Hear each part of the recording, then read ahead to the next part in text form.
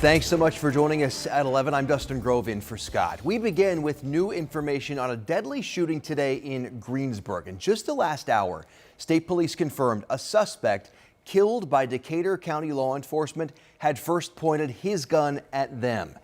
This happened around 2:30 this afternoon. According to state police, deputies saw a car with a passenger believed to be involved in a Ripley County criminal investigation. After officers stopped the car, they called for each person to get out individually.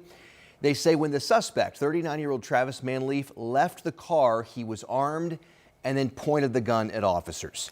State police say Decatur County deputies, 2 Decatur County deputies, and 1 Greensburg police officer fired their weapons.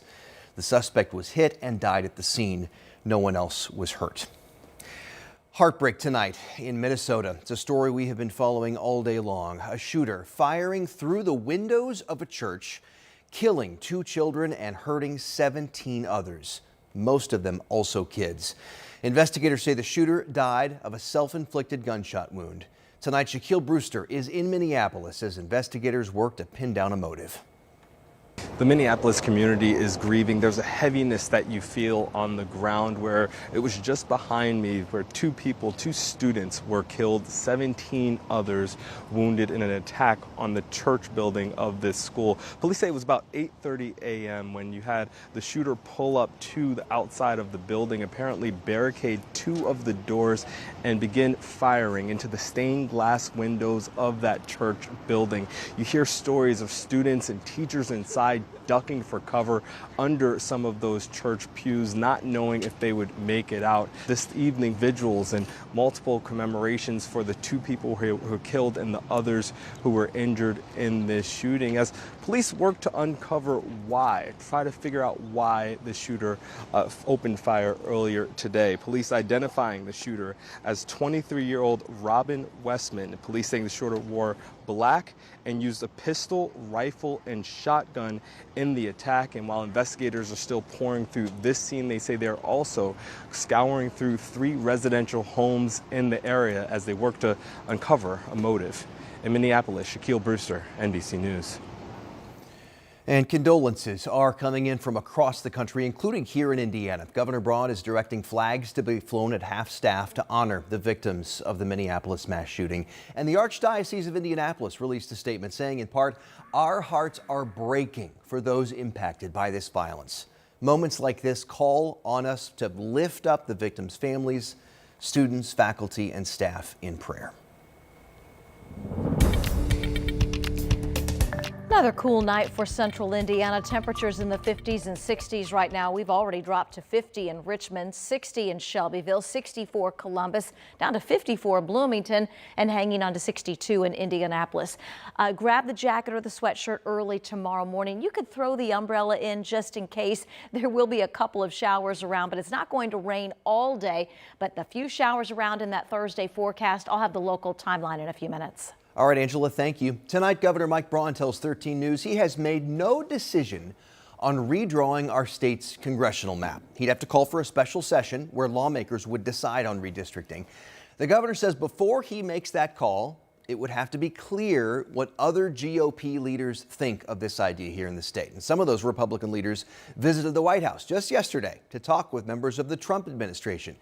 They say a lot of topics came up during that visit, including redistricting. We talked with a couple lawmakers who made that trip. They say they're open to this idea of a special session, and they're looking at everything. We have to consider the importance of enacting President Trump's policies and moving forward, and how important this midterm election actually is. I think we need to do whatever we need to do to continue the direction the country's going right now, because I think it's going in a better direction. State Democrats have accused their GOP colleagues of bowing to a power grab by President Trump. The president wants redistricting in red states across the country to try and gain more GOP House seats in the midterms next year. An Indianapolis man was just sentenced to 116 years behind bars for killing 2 19-year-old cousins. And it was an emotional day in that courtroom. He should never be free again.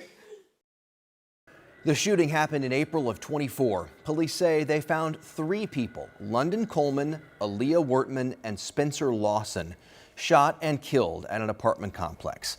A jury found Malik Shaw guilty of killing Coleman and Wertman. Their loved ones brought to tears today as they expressed their frustrations in court. Life goes on for him. He's breathing. He gets to eat 3 times a day. He gets to chirp around or play on an iPad because he had good behavior. We have to go home and talk to a rock in a cemetery. Masked like a coward and gunned down my 2 unarmed teenage nieces in broad daylight, like their lives meant nothing. I'm here to say they did mean something to their family and friends. During his trial last month, prosecutors tried Shaw on a 3rd murder charge. The jury deadlocked on that count related to the death of 27-year-old Spencer Lawson. Shaw is expected back in court next month. Here's a quick look at other stories making headlines right now. We now know when the state will hold its next execution. Roy Ward is now scheduled to be put to death Friday, October 10th before sunrise. Ward raped and murdered a 15-year-old girl in July of 2001. Tonight, a man is under arrest after a bar fight that left somebody seriously injured, and that person is still in the hospital. Police say the fight happened earlier this month at That Place Bar on the south side. Officers say video footage and information from witnesses helped lead to the arrest of 37-year-old security guard Terrence Lambert. He's now charged with aggravated battery. A Howard County judge just sentenced a man to 42 years for torturing 3 people in 2 cases. Troy Wilson pleaded guilty to criminal confinement earlier this month. Investigators say Wilson and others beat, stripped, and then burned 2 people at gunpoint back in 2019. The next year, police found a man who said he'd been tied up for 11 days, tased, burned, and beaten. Tonight, a family is out of their home after a fire. It happened this morning in Brownsburg near 56th and Raceway Road. The home's address is also the location of Clover Kids Preschool. Thankfully, nobody was hurt. Right now, we're working to learn what exactly caused that fire. And crews are working to clear mold from the Monroe County Jail. Today, some inmates had to be relocated. That work is being done in phases. It's expected to wrap up tomorrow.